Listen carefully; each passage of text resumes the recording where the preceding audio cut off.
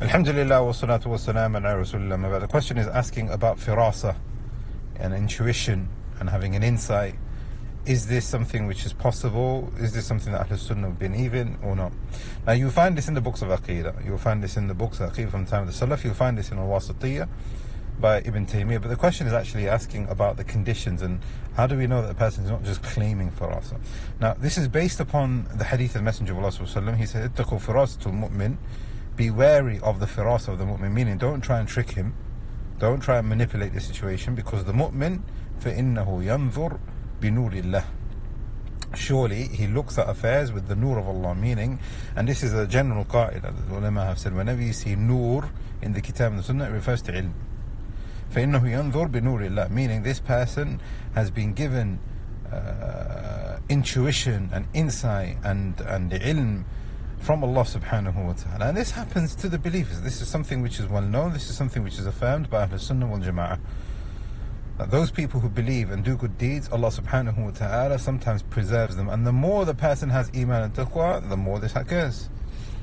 So have you been in a situation where you've thought, you know what, this is the right thing for me to do, or this is wrong, and it turned out that it was the right thing or it was the wrong thing? This is connected to firasa. You had no other real anything to work upon. It's just that you had this gut feeling. And it wasn't wasawis, it wasn't cowardice, it wasn't shyness. It was Allah subhanahu wa ta'ala preserving you. Now, this is something which is confirmed. Like I said, you find this in the books of Ahlul Sunnah wal Jama'ah, that we believe in mu'jiza, we believe in karamat, we believe in firasa, but we don't believe it in the way that the people of bid'ah believe in it. And that's why it's important for us to understand its conditions. From the conditions of farasa being granted to one of the servants of Allah is that the person must be a person of iman. As we find in this hadith, ittaqu firasatul mu'min. What is a mu'min?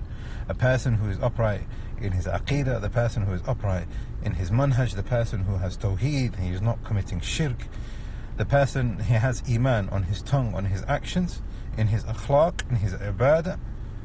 This person is a mu'min. We also find this in the book of Allah subhanahu wa ta'ala. And this has been mentioned in the books of Aqidah also, including Ibn Taymiyyah and others.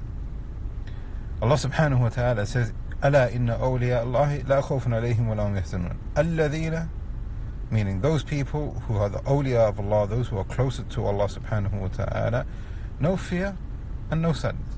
الَّذِينَ آمَنُوا, number one, they believed. What is belief? Belief, you can't say I believe and then you do shirk. You can't say I believe and then do bid'ah. وَكَانُوا يَتَّقُونَ, and they had taqwa. So the second condition now and the third condition can be found in taqwa, meaning the person fulfills his wajibat and he stays away from the muharramat and those things which are prohibited. The more the person does this, the more likely he will get the farasa. The more likely he gets the farasa, the stronger it will be, or the more frequent it will be. Ibn Athir, one of the ulama of hadith, he's added, so that's the first one, and he's talked about that. So he says basically that there are two parts to farasa, and the first one is that the person is a mu'min, وَهُوَ مَا يُوقَعُهُ اللَّهُ فِي قُلُوبِ أَوْلِيَائِهِ, meaning because of his iman and his taqwa, this is something that Allah subhanahu wa ta'ala places into the hearts of his believing servants to keep him steadfast and firm. But then he says another one is known through ta'allum, tajruba, the khalq, akhlaq. And this is something which occurs again, and I think we can all familiarize ourselves with this, meaning I've been here before, I've seen this happen before, and this is what happened last time, and I think the same thing is going to happen again. This is part of firasa. This is part of firasa that Allah subhanahu wa ta'ala gives to his servants. Al-Munawi, one of the ulama who explained hadith as well, he says, now this is important, that the hadith actually mentions فَإِنَّهُ يَنْظُرْ بِنُورِ اللَّهِ, he looks at affairs with the nur of Allah subhanahu wa ta'ala. And like we said before, this refers to ilm. Therefore, it then becomes conditional that the person has ilm. So now we've got iman, we've got taqwa, which includes doing what is good and staying away from what is bad. But there is ilm, and ilm is connected to ibadah, ilm is connected to akhlaq, ilm is connected to understanding the situation and the reality and the pros and the cons and the reactions and the the things that have occurred and the person is able to learn from it, this is now included in the Nur of Allah, as mentioned by Munawi.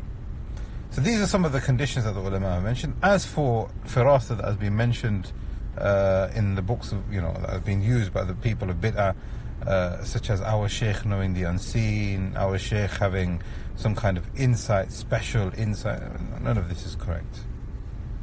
Anyone who is considered as being the awliya of Allah and those people who have taqwa have access to Allah subhanahu wa ta'ala. There is no intermediary, there is no intercession.